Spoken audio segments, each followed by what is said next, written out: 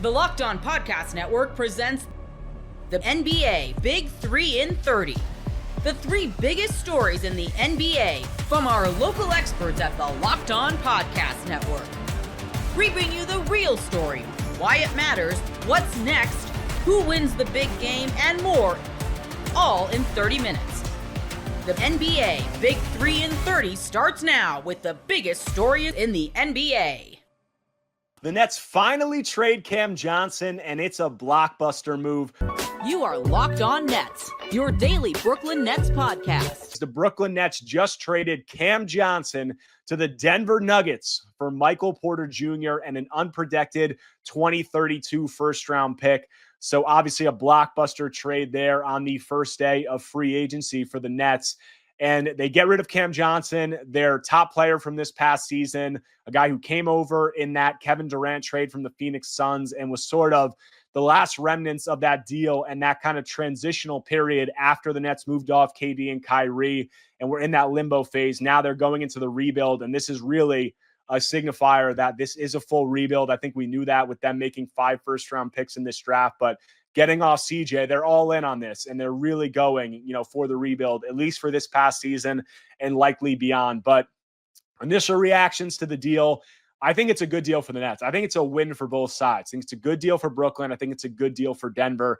Obviously, Denver looking to, bolster their wing rotation, get a little bit of a guy who's a little bit more of a veteran presence and a playoff upgrade over Michael Porter Jr. So they get that in Cam Johnson. They get off Porter Jr.'s salary, and they pay a 2032 first-round pick. And from the Nets' perspective, CJ's obviously a guy who has been a rumored trade guy for the last year, ever since they moved off Mikal Bridges, his twin, and sent him to the New York Knicks, got those first-round picks back from the Houston Rockets, and entered this rebuild. He's a guy for the last year. A lot of people thought he was going to be traded last offseason. A lot of people thought he was going to be traded at the deadline, and the Nets held on to him. And, I reported extensively on the trade, rumblings surrounding CJ at the deadline. And everything I had heard was that the Nets had a really steep asking price. They weren't making calls. They were taking calls, and they weren't even really taking calls too seriously because the asking price was reportedly 2 first-round picks. That's apparently what they wanted for CJ, but they were they were content to keep him. And now, they do 2 things in this deal. We've obviously know that salary dumps are a route they've been going using their cap space. So in this deal, it is a salary dump taking on Michael Porter Jr.'s contract, but it's also, they're getting a 2032 unprotected first-round pick for CJ. And I said, they were asking apparently for 2 first-round picks at the trade deadline. You might say, they got off of that. They didn't get 2 first-round picks to the deadline, and now they have to settle for 1 first-round pick. But this first-round pick is an unprotected 2032 pick from a Nuggets team where you have no idea what they're going to be in that year. So an unprotected pick that far out is the equivalent, if not more, than a lot of 2 first-round pick packages that you're going to get from other teams where they might be heavily protected. They might be from teams who are going to be really good. They might be, in the near future from teams who are going to be playoff contenders. In Denver's case, in 2032, Nikola Jokic is going to be 36 years old. Have no idea if he's going to be playing at, an elite level at that stage. We don't even know if he's going to be playing in the NBA at that point. There's obviously a lot of rumblings, people question Jokic is a different kind of cat, and people don't even know how long he's going to want to play in the NBA. So we're talking about, 7 years from now, there's a very good chance maybe Nikola Jokic isn't playing in the NBA anymore, or he isn't playing for the Nuggets. And at that point, who are the Nuggets? You have no idea, but they were willing to, pay that unprotected 2032 first-round pick in order to, try to maximize the window now around Nikola Jokic, and the Nets having the cap space to take on Michael Porter Jr. in this trade. And, having an appetite, obviously, to get an asset like that 2032 first-round pick, they take it. And I think it's a good deal for the Nets. Is it, an outstanding home run deal? No, they didn't get multiple first-round picks for CJ, but I think this is about as good of a pick and an asset as you're going to get in this trade. So that's good business, I think, by the Nets. I think it's also good business by the Nuggets. And when you look at Michael Porter Jr. and what the salary situation with him and CJ both have 2 years left on their contract. But MPJ has significantly more money on his deal. He is under contract for $38 million next season and then $41 million in 2026-27. CJ's at $21 million this season and $23 million. So the Nets add, a significant amount of a chunk of money to their books. this season and next. But with the amount of cap space they have, with the amount of financial flexibility they have, this is what affords them, the ability to do that. This is why we talked about, CJ, I said, obviously being speculated as a trade guy for how, over the last year. Also last season with the Nets trading Dennis Schroeder and Dorian Finney-Smith a little bit later than people expected. Why did Sean Marks trade them later and hold on to them? Because he was prioritizing getting back expiring contracts in those deals. He did that in the Dennis Schroeder trade, brought back DeAnthony Melton expiring. In the DFS trade, brought back DeAngelo Russell's expiring. And that, allowed them to get this cap space and maintain that cap flexibility this season and into the future, this offseason and into the future. And with that, that allowed them to make the deal with the Atlanta Hawks, where they got Terrence Mann in the number 22 pick, which they used on Drake Powell. And also it allows them to have additional, even more cap space to take on a guy like MPJ and get a 2032 unprotected first round pick, which is a really good asset. And the Nets are just loaded from a draft perspective right now. This is really them. They lead the NBA in first round picks over the next 7 years, tradable first round picks, all that. But they have picks in the short term, the medium term, in the long term, some of which are protected, some of which are unprotected. So they're really diversifying their pick stash. And this is a pick that, people are going to say, some fans might say, this is forever from now, 2032. What are we going to draft in 2032? This is a third grader or whatever. But that's a valuable pick down the line. It's also that value that it has could be impactful in trade negotiations if the Nets are to try to package this and expedite their timeline anytime between now and between 2032. And that pick, the closer you get, it could grow in value. You don't know what's going to happen. So it's a good asset. I think it's as good of an asset as the Nets are going to get in a trade for Cam Johnson.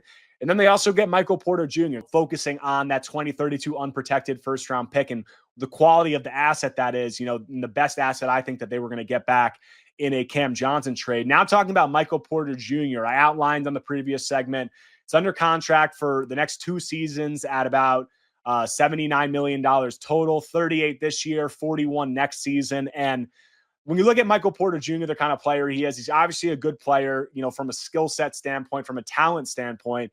I think people would say he's just as good, if not better, to Cam Johnson, from that perspective. But some of the intangibles, some of the, fitting into the role, knowing what you want to do, some of the IQ stuff, the veteran stuff that I said Denver was probably looking for. Clearly, Cam Johnson is ahead of him in some of those regards. And that's why Denver was willing to, pay that pick to get Cam Johnson and to get off Michael Porter Jr.'s contract to send him to the Nets. But MPJ is not a bad player by any stretch of the imagination. He's a guy with great size, near 6'10", obviously 40% three-point shooter on high volume for his career, has some on the ball juice and some of that stuff. And he's a player who, with this contract, 2 years, $79 million left on this deal. As I said, is he a guy that I think is going to play himself into being a positive value asset for the Nets over the next 2 years? I don't think so.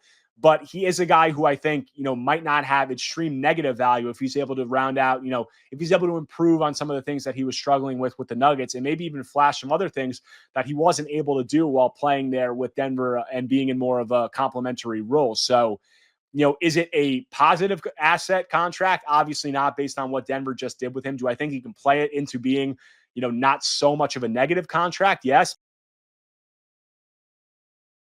Summer sports are in full swing, and whether you're all about baseball under the lights, golf on the green, or high-stakes soccer action, FanDuel is the best way to make every game even more exciting. You're already following the action. Why not make it a little more thrilling? With FanDuel, you can get in on the game while your friends are getting sunburned at the beach. I've been using FanDuel to track my favorite matchups, and the app keeps it fresh with new daily promotions and fun ways to bet. It's easy to use, fast to pay out, and makes even regular season games feel like must-watch events. Whether I'm placing a same-game parlay or watching a bet ride into the 9th inning, FanDuel makes it feel like I'm a part of the action. If you're new to FanDuel, new customers can bet just $5 and get $150 in bonus bets if your first bet wins. Open the FanDuel app today or visit FanDuel.com to get started. Brook Lopez is an LA Clipper. You are Locked On Clippers, your daily Los Angeles Clippers podcast. The LA Clippers have acquired former All-Star Brook Lopez and NBA champion Brook Lopez to a 2-year, $18 million deal. So I'm going to be talking about what my reaction is, what he brings, and what this means for the age of our team and Giannis. So my first reaction I'm watching all the trades or all the moves on Twitter. It's free agency frenzy. You know what I'm saying? I got shams on post notifications, and all these moves are happening. Clint Capella's going to Houston. And I mentioned him a bunch of times this summer about somebody that we can get as a backup for Zoo. Bobby Portis was taken off the market a couple days ago, re-signing with the Bucks. And so I'm just waiting. What are the Clippers going to do? Are we going to trade for a power forward? Are we going to go for Nickeil Alexander-Walker like so many fans want with the mid-level exception? Or are we going to go for that backup big? And lo and behold, we come out with the 2-year, $18 million for Brook Lopez. Now, I honestly love it. I love it because Brook Lopez, first off, just a personal thing for me, I was advocating for Brook Lopez being a top 5 center and one of the most underrated players in the league my freshman year of high school, 2013, when the Nets first moved to Brooklyn. That was his only all-star appearance, but I was like telling people like Brook Lopez is nice. And nobody was like, everybody just laugh at me like, Brook Lopez, like, what are you talking about, dude? It's like Clipper and Laker fans don't want to hear about no Brook Lopez, especially if we're talking about the Nets. It's all about D. Will and ISO Joe, not no Brook Lopez. But Brook Lopez was kind of like that third guy, and he was so good then. He was really good the next year, and then he got injured. And then I don't think he was really ever the same after the 2014 injury that he got. I forget exactly what kind of injury that was. But, he still averaged 17 points a game on a playoff team in 2015. And then they sucked those last 2 years in Brooklyn. He averaged 21 points a game both years. And then he went to the Lakers for 1 year. So this is not his first time being in LA. He went for 1 year. And I remember thinking then, like, Brook Lopez is not very good anymore. He was averaging 13 points. Laker fans did not like him. He was their starting center who averaged 4 rebounds. And that's something I have to say he's never been great at. So if people want to know, is Brook Lopez going to be a great rebounder? No. But here's the main takeaway. When he went to Milwaukee, he kind of reinvented himself as this pick and pop big from 3. Now, he used to always be a great shooter from 18 feet, but he's one of the prime examples of guys adapting to the modern NBA who are already good shooters and just can extend the range a little bit. I think if you're already a good shooter, it's not a big deal to extend your range a little bit at all. Now, there are some people that say like the mid-range is a different shot than the 3. Correct, but we're talking about guys not shooting threes at all that can hit 18, 20 footers. Of course, they can extend their range. Brook Lopez, though, is definitely someone that we have to give a lot of credit for because not only did he extend his range, he's a guy who was hitting from way downtown and was able to average 37% from 3 in 2023, 36.5 the year they were the number 1 seed in the East in 2019, his first year with the Bucks. Now that percentage dropped in 2020. He only shot 31% from 3 that year. The year they won the championship, he shot 34%, so not too great.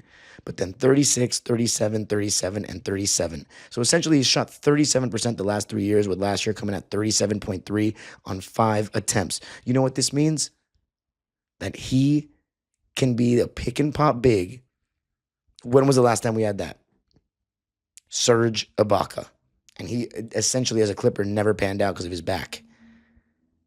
This is the best backup we've had since Hartenstein. No doubt about it. Brook Lopez may have not been good enough to be a starting center. Everyone's talking about he's old. He's going to get, he's so slow. He's a drop coverage merchant. Okay, so is Zoo to some degree. And he's an actual rim protector. This is a guy who, maybe not as much anymore, but he was second in Defensive Player of the Year voting 2 seasons ago. Second in the league, behind Jaren Jackson Jr. and was all defensive first team in 2023. Now, yes, he fell off defensively in 2024. You know what I'm saying? We saw in the playoffs, he actually averaged 18 points on 59, 43.5 splits. That's 59% from the field and 43.5% from 3 in that series against the Indiana Pacers in 2024. Now, I will not lie to the people. I was going through some stuff and moving and during the series this year against the Pacers, so I only watched game 1. I'll go back and watch the other ones. But he did not have a very good game in that game. Miles Turner was killing him in the pick and pop. But again, based on their drop coverage scheme, pick and pop, you're conceding to Miles Turner. So that's more about the scheme. The point is this. While he might not be a starting center anymore, this is a guy who was second in Defensive Player of the Year voting just 2 years ago and averaged 2 blocks a game last season. So he still is a pretty good shot blocker. He's going to be coming off the bench. Do you know when the last time Brook Lopez was a bench player? Never. He started 75 games out of 82 his rookie year. He's never been a bench player in his entire career. So to say that he's not going to have anything to bring off the bench, I think is crazy. He's going to have some bad games. He's going to have some games where he looks old and slow, but he has a high basketball IQ. He has championship experience. He can knock down pick and pop threes with James Harden, whoever else our backup point guard is, or Bogey. He gives us a different element that we don't have with Zoo. Now, I don't think he's, just because he can pick and pop at threes, he's better than Zoo, or should be playing more than him, or should be closing games in crunch time, unless he's going crazy. I don't know if they can play together because it might be too slow, but you never know. Maybe we experiment. He can pick and pop, but it might just be too slow. But I'm really happy about this, guys. I think Clint Capella is not better than Brook Lopez. Brook Lopez was still starting on a playoff team last year, and you know what's great about Brook Lopez? Even though he had some injuries, in that stretch of his career, 2012 and 2014, last 10 years, he's been, I'll read you the games played since 2014-15. 72, 73, 75, 74, 81, 68 out of 72, 70 out of 72. 2022 is when he was injured. He had a big injury that year, 13 games, but he actually ended up playing in the playoffs and started all 12 games. And then 2023, 78, and then 79 and 80 the last couple of years. I mean, I think this is a home run. The only thing is $9 million a year. Yeah, how much money do we have left over at the mid-level exception? Probably like $5 or $6 million to give out. Nikhil Alexander-Walker went to the Hawks, so that's not going to happen. But I really think we needed a backup center more than point of attack defense and another guard. I really do. This is huge in my opinion. Just not like a huge thing for the league, but really good for our team. I'm excited. And yes, partially it's my bias because I loved Brook Lopez in Brooklyn, but that was a while ago. I didn't really care for him that much with the Bucks because he was a different player. He wasn't like throw it down in the post and get a bucket. But here's the thing. We have that option. If he's guarded by like someone that's ass or like so much smaller than him, no one's in the NBA's ass. I should never say that. But someone that's not good defensively and is a smaller guy, we can throw it down to him. He has that skill. I think this is a big, like just a very solid move for us. I'm excited.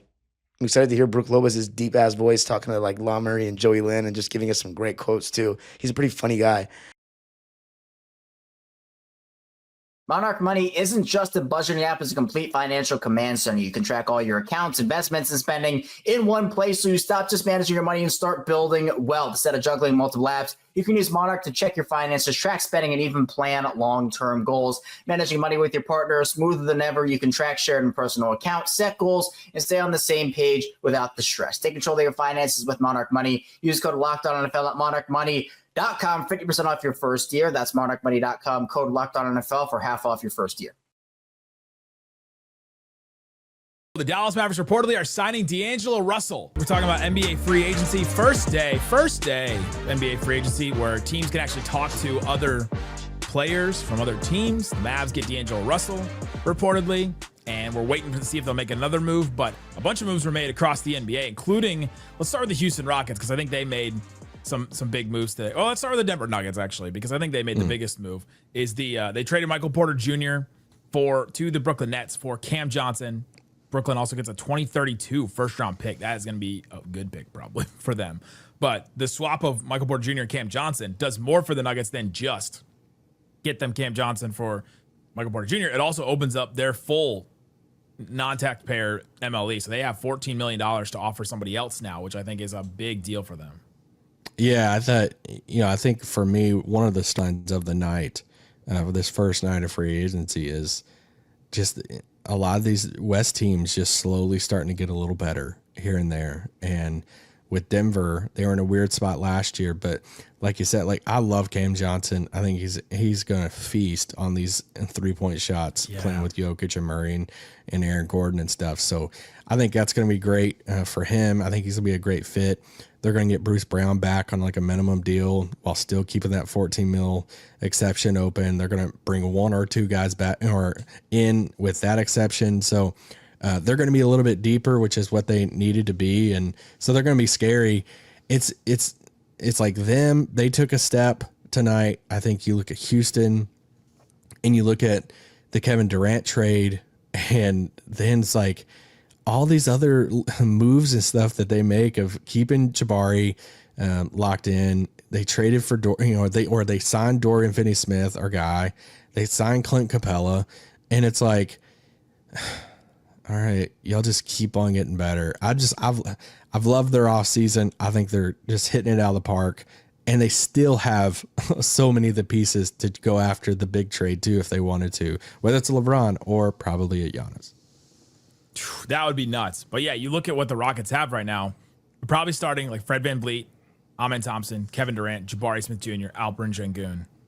Then you got a bench with Tari Eason, Dorian, Steven Adams, Clint Capella, Jayshawn Tate, Cam Whitmore, Reed Shepherd. Like they've got a pretty deep team, plus a top heavy team as well on there.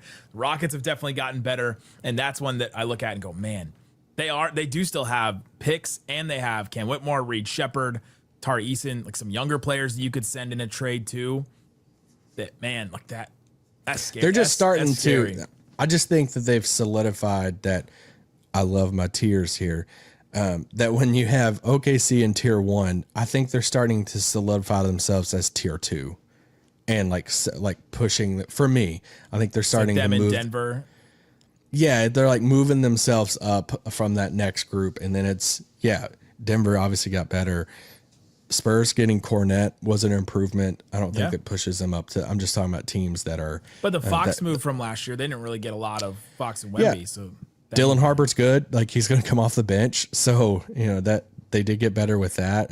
Adding Carter Bryant too. I thought they had a great draft. So they're going to be better this year. I think Portland got better with Drew. No, I don't think it pushes them up to like the top 6 and stuff. But if we're just talking about teams that got better, I think Portland did get better adding Drew. And is it weird that I think the Suns got better? Even though they lost Durant? Yeah, it's very weird. Okay. What did they do to get better? Who are the players they brought in that are?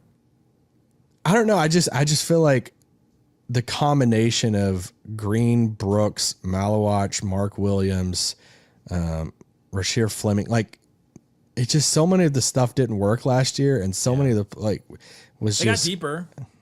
Yeah, they got deeper, but maybe they're a to be determined team. But I think when you're in the Mavs seat and you're a win now team, the biggest thing I'm always looking at is who are the top 6 teams in the conference. You're fighting for the top 6. Ever since they created the participation tournament there with the play-in, now it's not the top 8, it's the top 6. They can avoid that whole tournament. Who's in that top 6? You're locked in with OKC. You're locked in with Houston. You're locked in with Denver. So what's the other 3 spots? Minnesota loses Nickeil Alexander-Walker. They're kind of banking on some like internal improvement so far right now in free agency. So they're kind of like a to be determined. What's going to happen with the Lakers?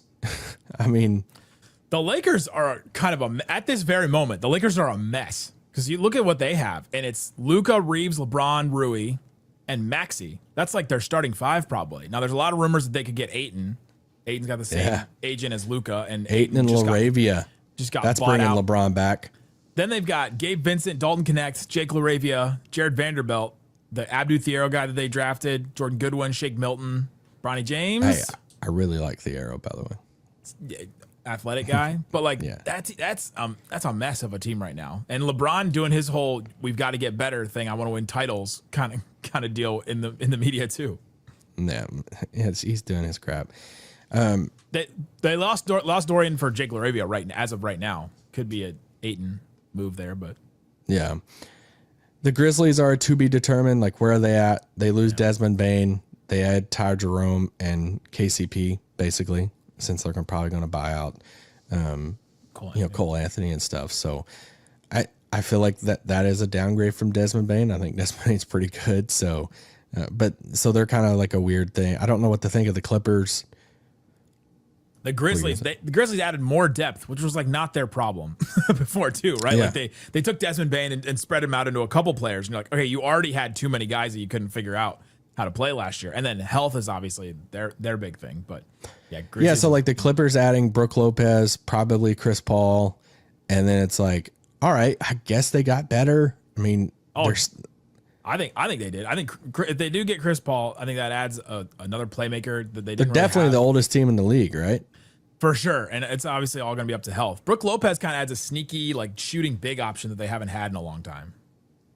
Yeah, true. I mean, he's better than what their backup bigs were before. So I say that to say, like, I think there's only like 3 teams there outside. I'm not even talking about Dallas. That when you're looking across the board right now in the West, and you're like, all right, who am I like fighting for one of those top 6 spots? I don't see how you can't have Dallas in the top 6 right now. So just with everything considered, I think you can't convince me right now that like Golden State, the Clippers, Grizzlies, Lakers, you can't convince me all those teams are for sure ahead of them. I think Dallas is in that 3 to 6 range in the West right now. Between the Lakers, the Warriors, and like the Mavs, like, would you rather have no centers or no guards? No centers. You need guards. Well, the Mavs are the ones with no guards. They have all centers. The Lakers, but the Lakers and Warriors don't have any centers. The Warriors lost Kevon Looney. Lakers didn't have any centers anyway, and Jackson Hayes doesn't look like he's coming back. You'd have to be really high on the Spurs, really high on the Clippers' health. The Lakers, you think that they've got to move up their sleeve, maybe the Timberwolves to do something too, for you to really think the Mavs are outside that top 6. I mean, the thing for the Lakers though is, hey, you've seen, like, does Luka bring a floor, right? Like, we've seen Luka do this before, where he takes some rosters and there is a floor for a Luka team that they're not going to go beneath this amount of wins. Especially, I mean, are we going to get a stairs running shot of Luka and Slovenia? We've seen Luka teams miss the play-in. Okay, well, but okay. I'm just saying. And whenever LeBron's like PR crap's done, we'll see what happens with that. Well, but, they're both going to miss games. Same thing for the Mavs guys. Yeah. Kyrie's already going to miss a bunch of games. Is it bad for Joe Dumars that we haven't mentioned the Pelicans one time this whole conversation? dude, I just tweeted this out because I was going through every single roster right now. Shout out to Spotrac, who puts those like updated rosters in so fast. Guys, if you haven't, just go look at New Orleans' roster. God, you go look at It's one of the most entertaining. Like, sign me up for that Hard Knocks. Like the whole thing with the Pelicans. Consider everything: the personalities, off the court stuff, on the court stuff, all of it. And you're like, how is this all on one team? I don't know how this is going to fit. You obviously have Zion. Okay, you have Jordan Poole. You bring in. You got DeJounte Murray, another like personality. Jordan Poole personality. You're bringing in Derek Queen. That's a personality too, in his own way. Him and Jeremiah Fears though. I mean, these are 2 like lottery type Fears, of that you're bringing in that are high draft picks, and that you've invested into it with Fears and stuff too. But no, keep going. There's other people. Yeah, you got Trey Murphy. You're bringing in Kevon Looney now. Looney and Poole getting reunited. Looney barely talks anyway, and Looney's gonna come in as the adult in the room, like what is going I just on left here? Golden State for. Oh, and then Herb Jones is gonna sit in the corner silently. Just the whole, I don't know what he's gonna Yeah, you got these 2 wings and Herb Jones and Trey Murphy. You still have Alvarado, who's like, hey, can I still do my like sneak up on people trick? Is that still available? It's just like what a interesting roster they have, and yeah. So anyway, West teams are. If they got better, I don't know. From the I Brandon just Ingram, Zion, like CJ McCollum days. I have them in my to be determined of what is this? What is going on here? But it'll at least be fun. They're definitely going to be in my league pass top 5. Like, they are a lock for that. But no, it's a good night for Dallas. They needed a stopgap point guard to fill in for Kyrie. Once it felt like, hey, they're probably not going to go swing in for a trade for a bigger guard like a Kobe White or someone like that. This is the next best option if Chris Paul's not going to come here in free agency. You go out, you take the swing on a DeAngelo Russell and say, hey, we'll take the value of D'Lo at $5.5 million for the next 2 years. And I think it's a great move for Dallas. They got their guy for that. Now we'll see if they do a smaller move to open up a roster spot for another ball handler.